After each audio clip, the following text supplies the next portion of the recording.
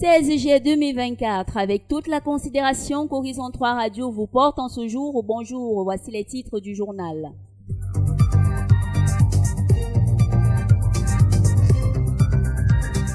Drame à Sofavin, la structure est ravagée par les flammes. Un incendie d'ampleur a éclaté dans les locaux de la société camerounaise de fabrication de vin au quartier Sama-Yaoundé dans la nuit d'hier. Et si les causes restent inconnues, l'intensité des flammes laisse présager des dommages considérables pour l'entreprise vinicole. Yaoundé et ses environs bientôt approvisionnés en eau potable, du moins c'est ce que a laissé entendre le ministre de l'eau et de l'énergie après sa visite d'évaluation du chantier du projet d'alimentation en eau potable de Yaoundé et ses environs en abrégé PAPIS. Et puis en sport, le Grand Prix cycliste international Chantal Biya 2024. Le prochain itinéraire est connu. Voilà pour le sommaire, le développement c'est dans un instant. «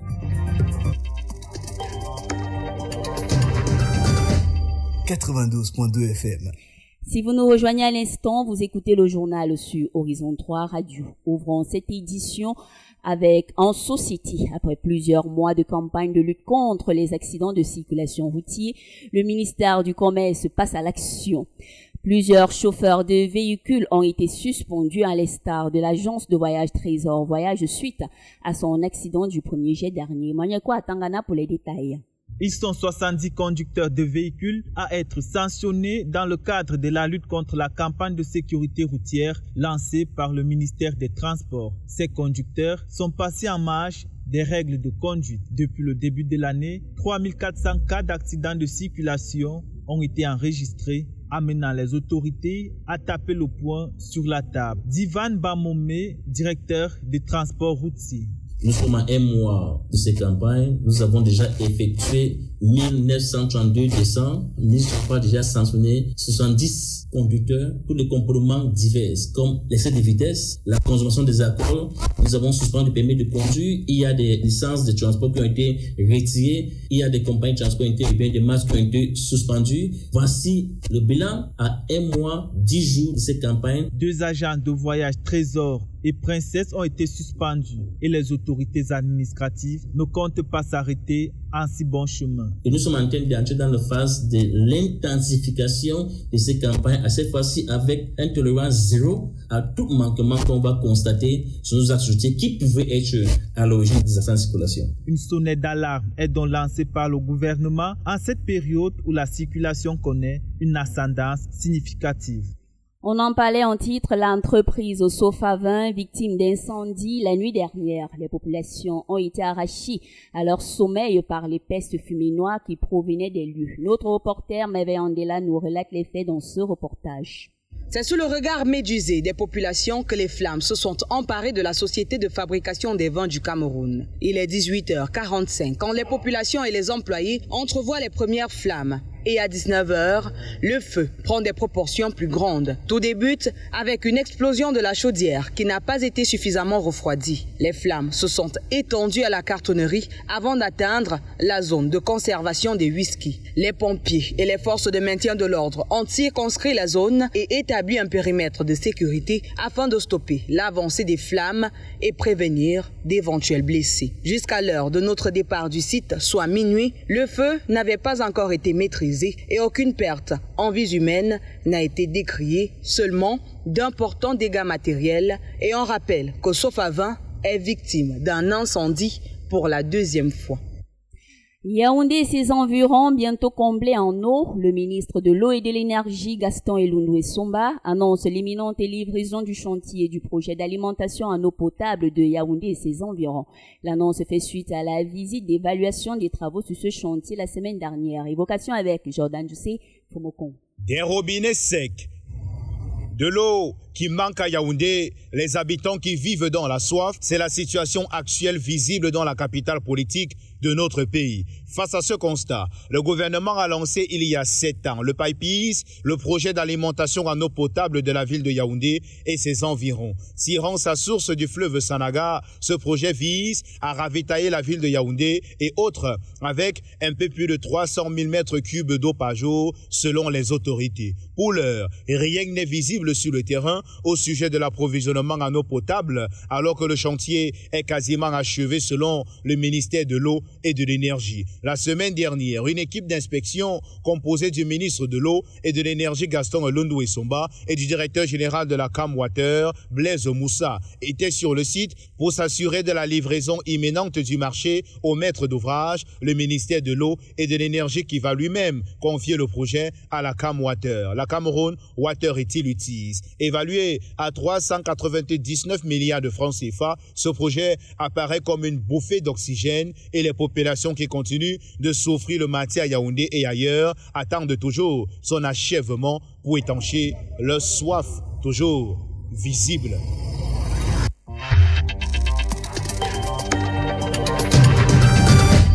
92.2 FM. Revenons sur la journée mondiale des compétences jeunes qui s'est célébrée hier et l'édition arrêtée pour cette édition était compétences d'air jeune au service de la paix et du développement. L'analyse de ce thème porte la signature de Merveille Andela. La compétence, un mot assez atypique que l'on écoute mais qu'on ne voit plus trop souvent dans nos administrations. Elle se définit comme étant une aptitude à effectuer certains actes et ces personnes sont souvent considérées comme étant qualifiées. Pour cette autre édition de la Journée mondiale des compétences jeunes, le thème arrêté est compétences des jeunes au service de la paix et du développement. Un thème fort évocateur au regard du contexte dans lequel nous évoluons au Cameroun. Une société dans laquelle les godasses, les relations et le tchoko priment sur les qualifications.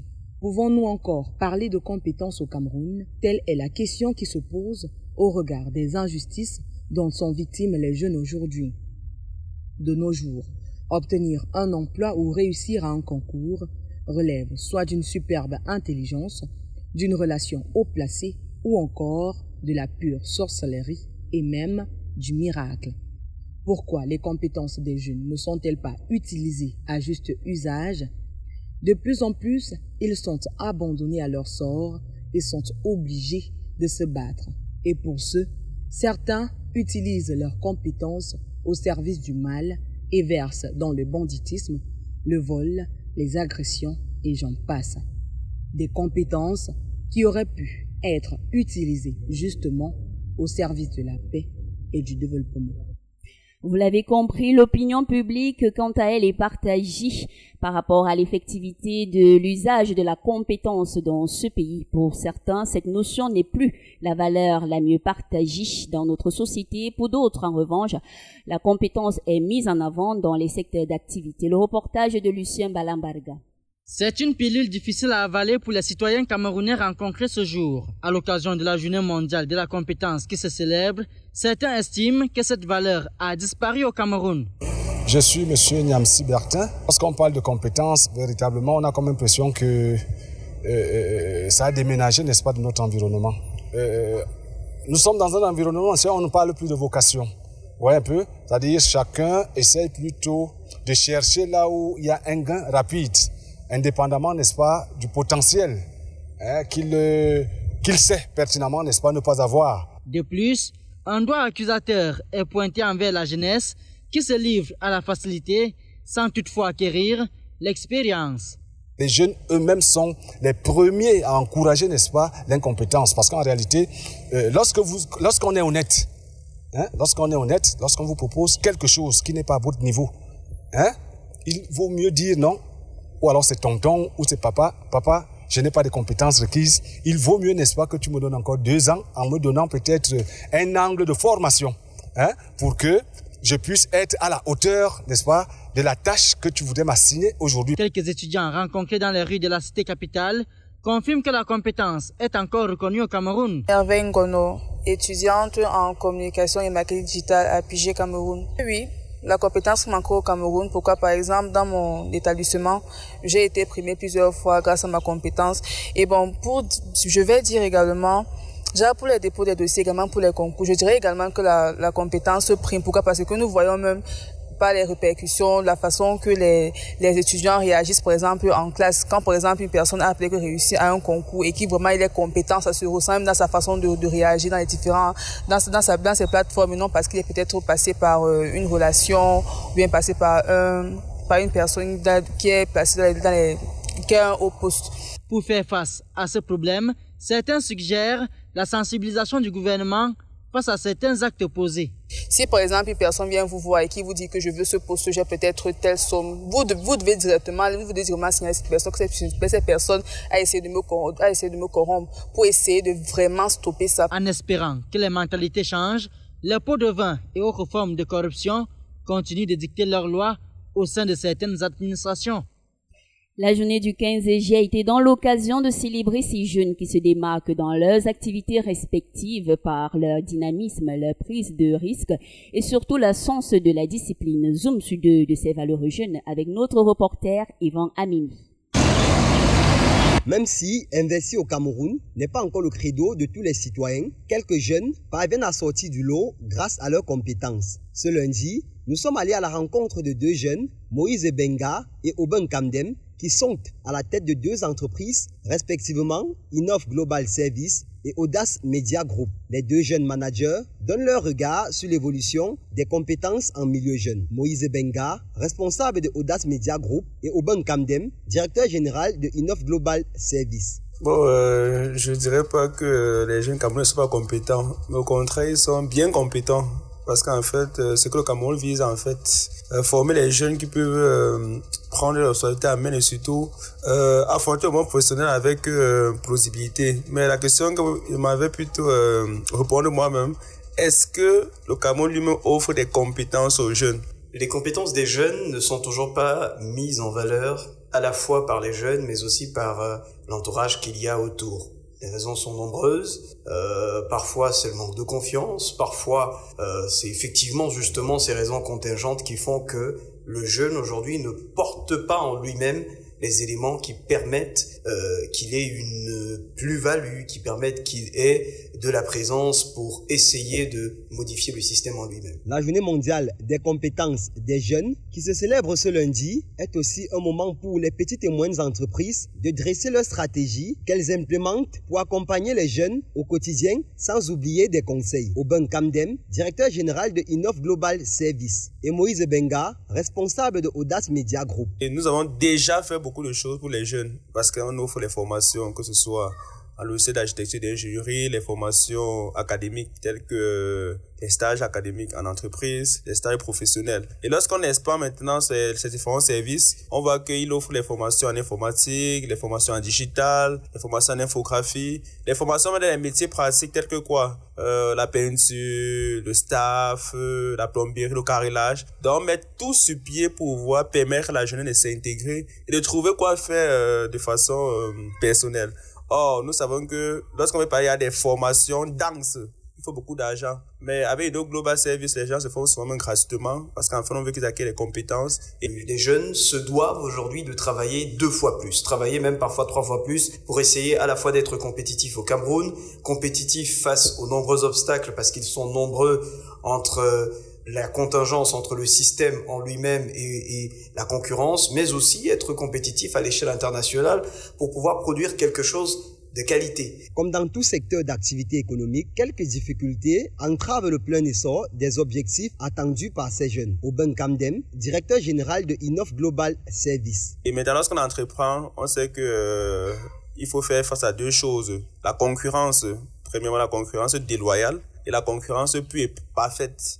Alors, lorsqu'on parle de concurrence déloyale, c'est que il y aura des entités qui vont venir nous fragiliser avec des comportements pas vraiment acceptables. Peut-être dire que vous n'offrez pas les bons services. D'autres vont venir dire que non, est-ce que on va vous presser par exemple avec les taxes, les impôts, tout ce qui va avec. Il faut dire qu'en dépit des taxes qui menacent le secteur économique, le nombre d'entreprises pilotées par des jeunes ne cesse de se multiplier au Cameroun. Et un jeune qui n'aura pas l'occasion de montrer son savoir-faire à l'avenir, c'est ce jeune adolescent de 16 ans qui a été retrouvé pendu sur une corde dans sa chambre à Bafia, dans le Bas-Méinoubou. Les circonstances de ce drame restent inconnues et nous y reviendrons sur cette information ultérieurement. Les populations de Mbao Banjoum dans la région de l'Ouest sont sous le choc d'un éboulement de terrain survenu le 12 juillet dernier sur un site de construction. Le drame a emporté la vie de 2 ouvriers, parmi lesquels le jeune Anaclet Kamdem, élève en classe de terminale C au collège Saint-Joseph de Banjoum. L'adolescent travaillait dans ce chantier dans le but de préparer son entrée à l'université. Amélioration des actions et l'image de la fonction publique, le logo du nouveau système Aigle a été dévoilé. Et c'est Itundi ici Marius, étudiant en Polytechnique, qui a été désigné pour le concevoir. Les précisions avec Jordan Joseph Fomokon. Aigle, c'est le logo de l'application informatique de gestion logique des effectifs et de la solde, présenté ce lundi 15 juillet 2024. On ne le dira jamais assez. Ce logo et cette charte graphique ne sont pas seulement des éléments visuels. Ils sont les symboles tangibles de notre engagement envers une gestion publique plus efficace et plus transparente. Cette présentation intervient après un processus d'appel d'offres publié il y a peu. Le jeune Marius Etunzi, étudiant à l'école supérieure polytechnique de Yaoundé, a conçu ce logo et gagne la somme de 2 millions de francs CFA, devançant ainsi ses 66 challengers. Je pense que l'idée principale, c'est par rapport au monument de la réunification, qui a un atout majeur. Bon, les couleurs aussi et la modernité du logo qui veut refléter l'application Aigle. Je pense que je suis arrivé et je suis content. Comme je dis, il reflète et il est assez créatif. Avec la conception et la présentation de ce logo, couplé à la charte graphique de Aigle, les choses vont aller crescendo pour le bien de l'administration publique de notre pays. Joseph Lee, ministre de la fonction publique et de la réforme administrative. Dans ces domaines-là, le côté visuel est d'une importance capitale également. C'est pour ça que, ayant déjà fait des tests, ayant déjà lancé la mise en œuvre en parallèle avec l'existant, nous croyons que la phase est importante, l'étape est très utile et permet justement à l'aigle de prendre son envol, d'exprimer sa majesté, sa magnificence, sa vigilance, sa puissance et tout ce que vous pouvez imaginer pour que désormais tout change dans la gestion de l'administration publique, notamment en termes de la carrière, de la solde et même de bien d'autres choses, parce que comme vous le savez certainement, nous allons développer, et nous sommes en train de développer, pour ne pas dire que nous sommes même en phase terminale du développement de 14 modules. La vulgarisation et l'appropriation de cet instrument méritent d'être faites pour informer les Camerounais et les agents publics, en particulier quant à la nouvelle dynamique visant à réformer et à rehausser l'administration publique de notre pays. Parlons d'économie dans ce journal. Le régulateur du secteur bancaire de la CEMAC, la Commission bancaire de l'Afrique centrale en abrégé COBAC, demande la suspension du transfert des avoirs en déshérence à la Caisse des dépôts et consignations du Cameroun. Fadimatou Diamdounki nous en dit plus sur cette actualité. Le transfert des avoirs en déshérence à la Caisse des dépôts et consignations du Cameroun a été suspendu temporairement. C'est ce qu'annonce la correspondance adressée le 10 juillet dernier par la Commission bancaire de l'Afrique centrale en abrégé COBAC. En effet, les fonds et les valeurs qui n'ont pas été réclamés par leurs titulaires et qui sont destinés à être transférés à des institutions spécifiques pour leur gestion ultérieure doivent être encadrés au plan communautaire et traités par les établissements de crédit, de microfinance et de paiement, lesquels feront directement le transfert aux institutions habilitées. On y voit donc un processus qui permettra de préserver la stabilité financière dans la CEMAC, de maîtriser les risques opérationnels liés à la conservation et à la gestion de ces valeurs, ainsi que les risques de contentieux entre les institutions nationales, les institutions financières et les titulaires de ces avoirs ou de leurs ayants droit. Cependant, il faut reconnaître que cette suspension pourrait potentiellement compliquer la gestion des liquidités pour certaines institutions financières, tout en prolongeant l'incertitude pour les détenteurs des avoirs en déshérence quant à la restitution de leurs biens. La salle de convivialité du Musée national abrite depuis hier le Summer Vibe, un festival de jeunes qui dévoile les secrets de l'entrepreneuriat. Armand Belobo pour les détails. Créer un environnement dynamique et festif en permettant aux jeunes de découvrir de nouvelles passions. Voilà les objectifs que se fixe Summer Vibes pour cette 3e édition. Bertrand Temgoua, promoteur du Summer Vibes. Il est important de signaler ici que les jeunes ont besoin de joindre l'utile à l'agréable pendant les vacances. Alors, il s'agit de fédérer les jeunes, de se regrouper tous ensemble. L'événement est encadré par le ministère de la Jeunesse et auréolé par le ministère des Arts et de la Culture. Le représentant du ministre a d'ailleurs déclaré l'ouverture de l'édition 2024. De plus, pour cette troisième parution, des innovations ont été apportées. Alors, comme innovation, nous avons la présence des artistes, bien évidemment, locaux pour accompagner ce festival, pour accompagner cette réussite. Et ensuite, nous avons les contributions des joueurs au niveau du plan sportif. Le Summer Vibes est également ce lieu de partage et d'échange d'expériences sur l'entrepreneuriat jeune. Et c'est l'esplanade du Musée national qui abritera cette édition de 2024. Jusqu'au 31 août 2024, les jeunes pourront donc prendre part au tournoi sportif et visiter les foires commerciales et culturelles. Allons dans la région de l'extrême nord, plus précisément dans le Logonichari, où le préfet prend des mesures pour contrecarrer les projets d'empoisonnement récemment initiés par Boko Haram. L'autorité administrative a ainsi donné des instructions claires à ses préfets. Les détails dans cet élément signé Fadimatou Zamdonki. Le projet relatif à l'empoisonnement des points d'eau dans le Logonichari est acté. L'information est d'ailleurs contenue dans cette note, signée à Kousseri le 10 juillet 2024 par Fombele Mathias Tayem, préfet du département du Logonichari. Cette région qui connaît des tensions communautaires récurrentes portant sur les réserves en eau fait encore face à des revendications importantes, amplifiées par la mauvaise gouvernance et l'insécurité alimentaire grandissante. Ajoutez à cela ce projet funeste d'empoisonnement orchestré par la secte islamiste Boko Haram, d'où cette note du préfet du département du Logonichari qui demande aux sous-préfets de ces arrondissements de sensibiliser les chefs traditionnels et les membres des comités de vigilance afin que ceux-ci sécurisent les puits ouverts des circonscriptions administratives ainsi que les ponts de ravitaillement public en eau. «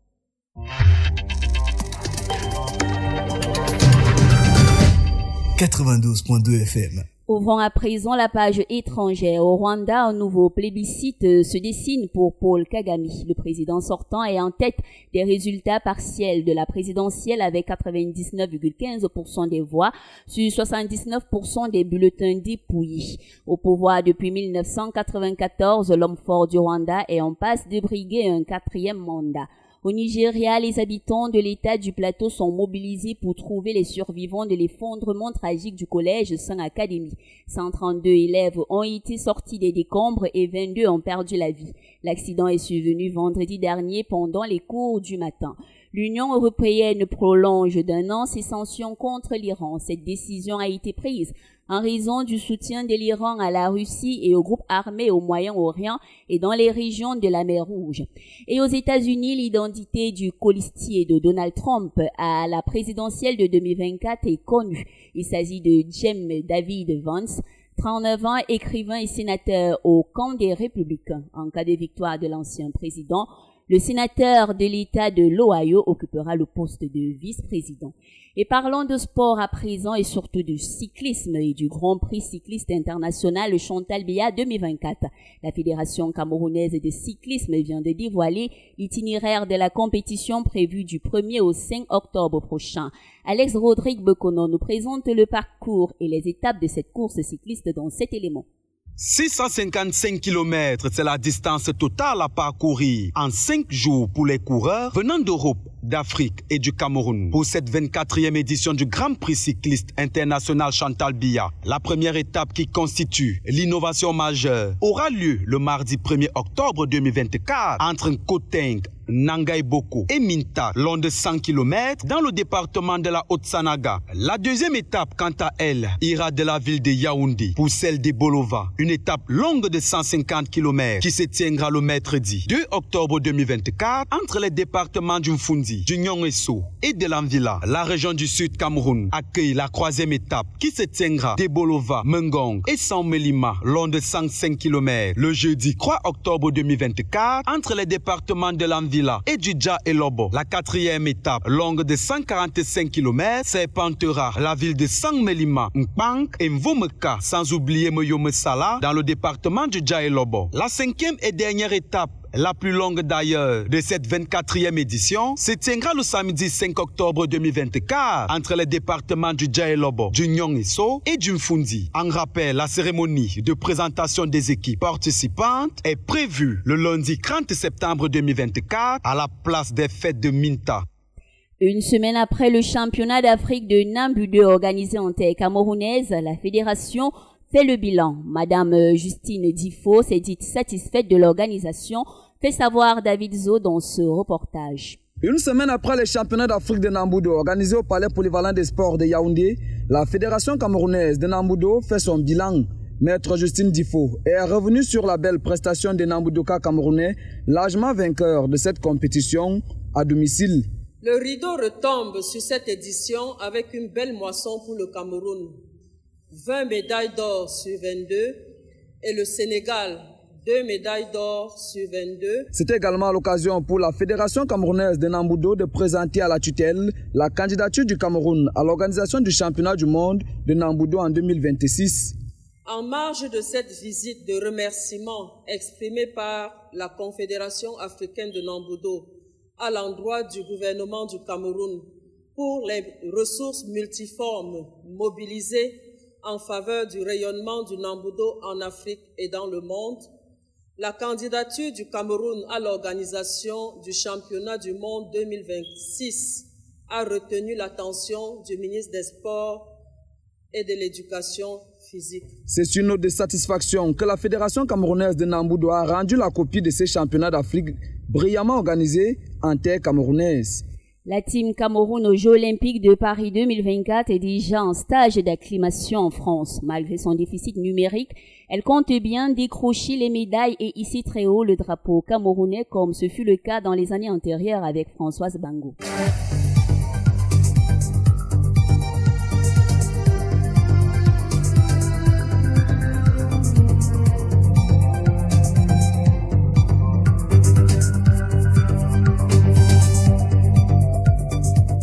12h27, c'est ici que s'achève ce journal. Merci de l'avoir suivi, mais avant de nous séparer, voici le rappel des titres.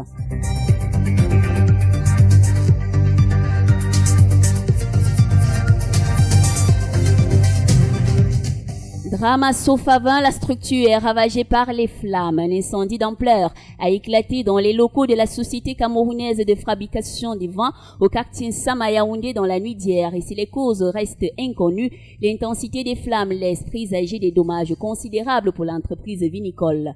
Yaoundé et ses environs bientôt approvisionnés en eau potable, du moins c'est ce qu'a laissé entendre le ministre de l'eau et de l'énergie après sa visite d'évaluation du chantier du projet d'alimentation en eau potable de Yaoundé et ses environs en abrégé Papis. Et puis en sport, Grand Prix cycliste international Chantal Biya 2024, le prochain itinéraire est connu.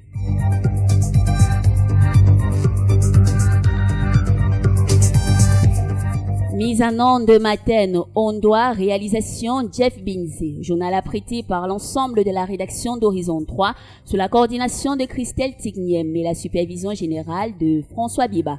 Au micro de présentation, Stella Ida, c'est mon nom. Et c'est avec plaisir que je vous retrouverai demain à 12h pour une nouvelle édition. Bien avant, suivez le flash d'information à 14h avec Jeff Binze. Et quant à vous, portez-vous bien.